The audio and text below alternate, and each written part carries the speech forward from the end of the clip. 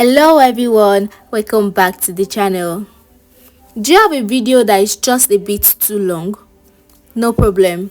Let's learn how to quickly and easily shorten a video directly on your iPhone using the built-in photo apps. Step 1 is to open the photo app on your phone. Find and tap the photo app on your iPhone.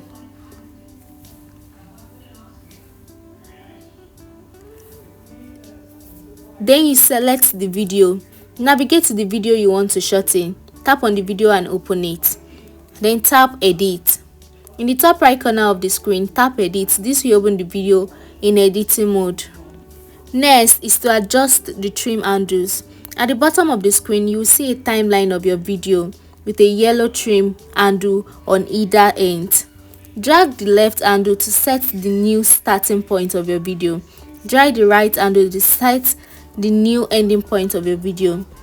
As you adjust, you can watch the preview to make sure you are trimming it just right. Next step is to preview your changes. Tap on the play button to preview the trimmed video and ensure it's exactly how you want it. Next is to save this trimmed video. Once you're satisfied, tap done in the top right corner.